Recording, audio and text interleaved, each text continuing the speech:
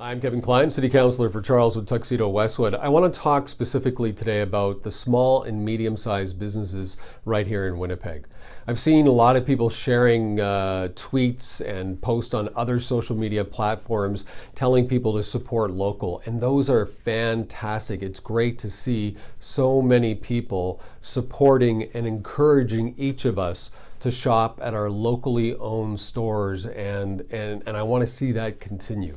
That is going to help us because it shows that we all know the importance of small to medium businesses in our community. It's the backbone of our city. And when COVID is over and we need to relaunch our economy, we need every one of those small and locally owned businesses to reopen with us. We need to reopen together and we need to relaunch our economy. I'm proud that our levels of government from the federal and provincial levels have been giving some help to small and medium-sized businesses. But the levels of help at different levels of government aren't always enough. And I understand that. We don't always have enough money. I wanted today to talk about the facts because we've heard lots of talk coming from the city of Winnipeg. So let's talk about the facts. Has COVID-19 impacted the city of Winnipeg's financials? We've heard a lot. We've seen a lot of numbers bantied around.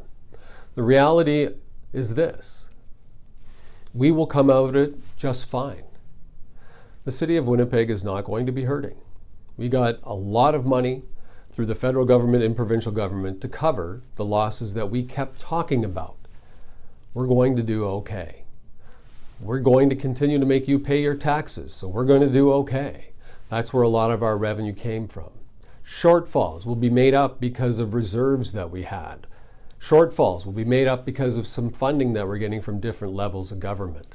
The last we heard from our finance chair, Councillor Scott Gillingham, was we were about $25 million short. That was going to be the prediction at the end of the year. We asked the question, did that take into account the $30 million we predict is coming from the provincial/federal government for transit funding? And it did not. So when you put that into the picture, that means we're going to be okay. Are you? Are the small to medium businesses going to be okay? As of November 30th, they're going to have to start paying penalties for their business and property taxes. These aren't minuscule penalties. These are big penalties. Those are the facts. What has the city of Winnipeg done to this point? Let's just talk about the facts, only the facts. We have allowed them to not pay for several months now. We've delayed their payment without penalty and interest. That's what we've done. You still have to pay us, but we've given you time to pay, even though you're not open, or you're limited in your opening, or you've been, restricted to opening. We want the full amount. But we won't charge you a penalty and we won't charge you interest. That's what we've done. That's coming to an end. Will they extend it? Maybe. I've put motions forward to help our restaurants. It's been opposed every single time by the mayor and his inner circle. Every time they've turned it down. And that's okay. Maybe I worded it wrong. So we've made another attempt for a Winnipeg solution. We have to do something. What we're putting forward, it's not a lot. I admit it. It's not a lot. It's something. And I hope it helps a little. It is a $750 credit that would be applied to small businesses and medium-sized businesses that meet the criteria that is similar to what the provincial government has put in place for their $5,000 gap funding, to make it easy so that there's a nice consistent flow with the funding. So we'll put another $750 if you qualify onto your tax account, so that saves you $750. Where's that money coming from? Well, you may not know the city of Winnipeg has almost $500 million sitting in reserves, just sitting there. We borrow money all the time from different accounts, but we always have that $500 million sitting in reserves. And we have money in what's called the Destination Marketing Fund. We're not going to be spending that money to have people travel here right now, because that's not going to happen. And if we don't have small businesses, if we don't have the restaurants and the local services and these businesses that make our downtown and other areas of the city thrive, why would anybody come here?